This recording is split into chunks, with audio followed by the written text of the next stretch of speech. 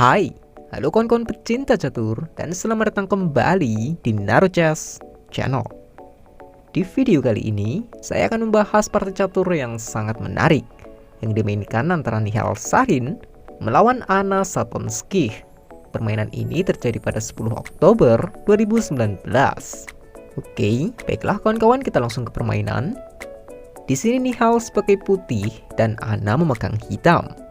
Permainan dimulai dengan kuda F3 dan D5, lalu D4 dan E6. Ya, dilanjut C4. By the way, ini pembukaan Queen Gambit ya.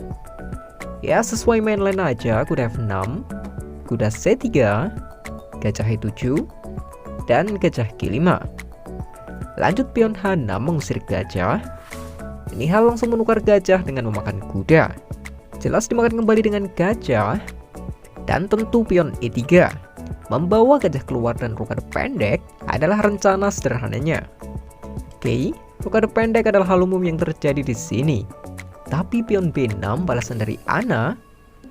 Menteri C2 terlebih dahulu. Tentu gajah ke B7. Dan Nihal baru memakan pion D5. Anna memakan kembali dengan pion. Ternyata Nihal memilih rokade panjang, guys. Anna bertentangan dengan rokade pendek. Raja dimainkan ke B1 terlebih dahulu. Dan di sini Anna mengeluarkan kudanya ke D7. Lihat, posisi ini rokade berlawanan, guys. Kalian tahu artinya? Ya, Sarin memulai duluan dengan H4. Dari Anna juga ada C5.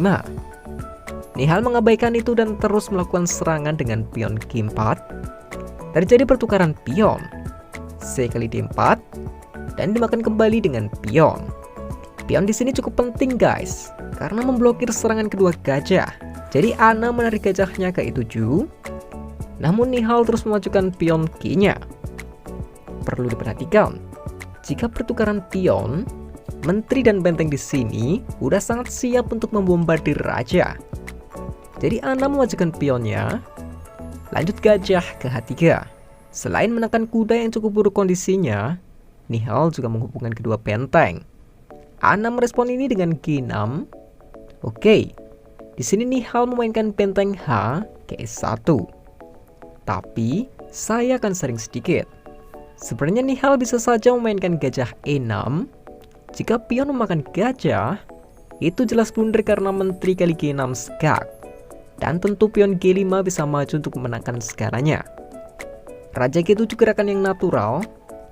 Lalu gajah memakan pion. Ini adalah salah satu pola serangan yang gak mungkin pecatur GM sekelas Nihal gak tahu ini. Namun sepertinya Nihal udah merencanakan serangan lain jauh dari tadi, karena dia memilih memainkan benteng hanya E1. Ini kembali dijawab dengan benteng E8. Nihal menukar gajahnya dengan kuda. Dan jelas dimakan kembali dengan menteri.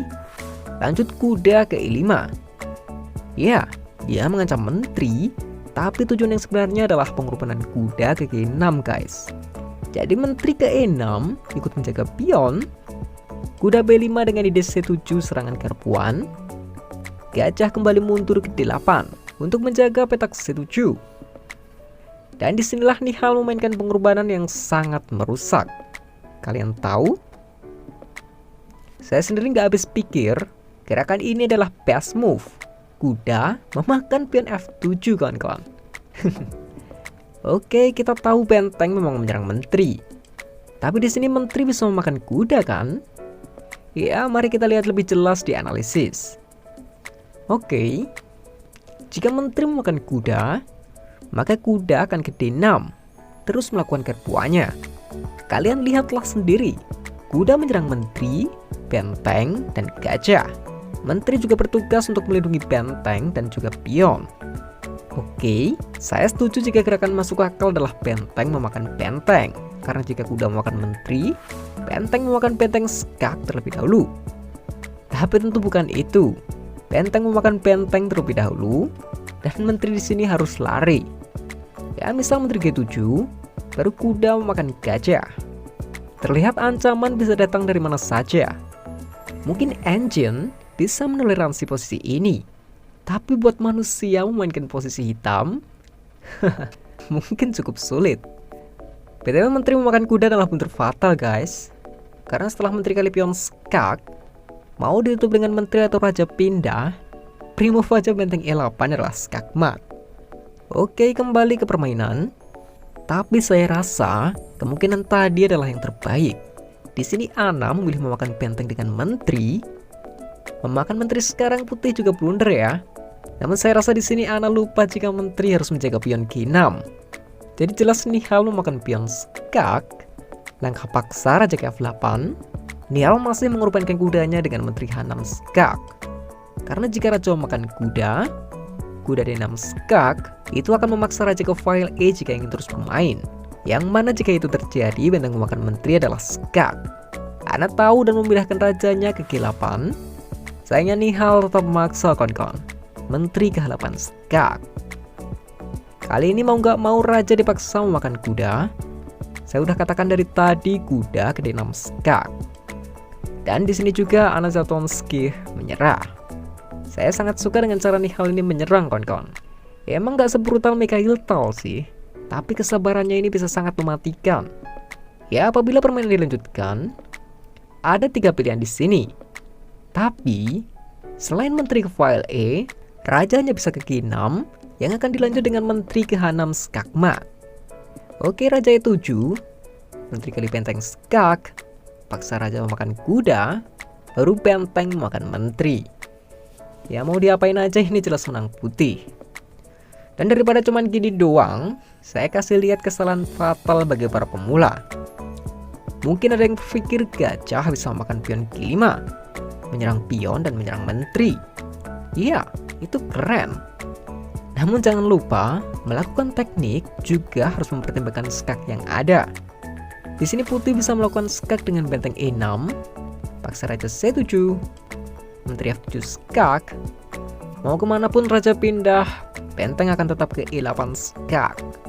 Setelah gajah nutup, trik hitam yang terlihat keren tadi akan tersaingi dengan menteri ke D7 misalnya. Gak ada yang bisa menyelamatkan ini. Ya, gajah D8 makan. Semua gak ada yang bisa gerak bang. Remis? Tentu enggak ya. Kita masih punya pion untuk digerakkan. Dan benteng memakan gajah skakmat. Oke, ini hanya pelengkap sih. Dan oke, baiklah kawan-kawan, sekian dulu video kali ini. Semoga videonya bisa menghibur dan partainya bisa bermanfaat. Dan adanya salah kata saya mohon maaf. Salam just lovers, terima kasih.